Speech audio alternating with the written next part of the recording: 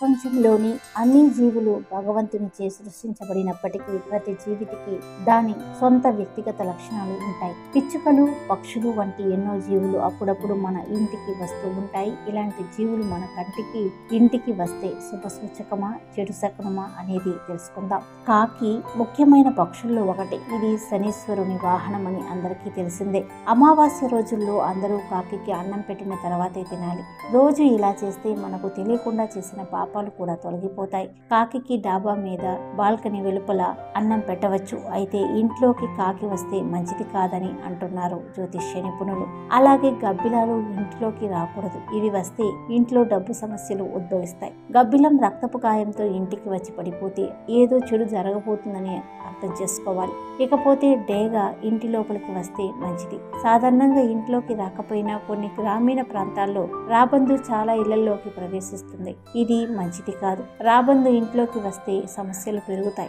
ఇక కుటుంబ సభ్యుల మధ్య మనస్పర్ధలు వస్తాయి. అలాగే పిచ్చుకలు ఇంట్లోకి వస్తే మాత్రం తరిమి కొట్టకూడదు అంటున్నారు జ్యోతిష్య నిపుణులు. ఎందుకంటే పిచ్చుకలు ఎప్పుడు ఇంట్లోకంటూ రావు. చాలా అరుదుగా పిచ్చుకలు ఇంట్లోకి వస్తాయి. అలాంటి పిచ్చుక ఇంట్లోకి ప్రవేశిస్తే కనుక తరిమి కొట్టకూడదు. ఇది అదృష్టాన్ని తెచ్చే శుభ శకునంగా పరిగణించాలి. పిచ్చుకలు ఇంట్లోకి వస్తే సంపద పెరుగుతుంది అంటారు. అలాగే గుడ్లగూప రూపం చూసి చాలా మంది ఇష్టపడరు. అయితే గుడ్లగూప మహాలక్ష్మి వాహనం. ఉత్తరాది రాష్ట్రాల్లో అదృష్ట లక్ష్మికి గుడ్లగూప వాహనంగా ఉంది. కాబట్టి గుడ్లగూప ఇంట్లోకి రాకపోవడం మంచిది. బాల్కనీలోకి వచ్చినా ఇంట్లోకి వచ్చినా మంచిది కాదు. ఇంట్లో కుటుంబ అభివృద్ధిలో సమస్యలు ఏర్పడవచ్చు. ఇకపోతే పావురం. ఇంటికి పావురం రావడం వల్ల సంపద పెరుగుతుందని నమ్ముతారు. కాబట్టి పావురాలకు ధాన్యం ఇవ్వడం, నీరు పెట్టడం మొదలైన వాటి ద్వారా మనకు శ్రీలక్ష్మి అనుగ్రహం లభిస్తుంది. పావురాన్ని మహాలక్ష్మి స్వరూపంగా భావిస్తారు. పావురం ఇంట్లోకి ప్రవేశిస్తే గూడు కట్టుకున్నా ఆ ఇంట్లోకి డబ్బులకి ఇబ్బందే ఉండదు. అదేవిధంగా బంగారు వర్ణంలోని ఈగ,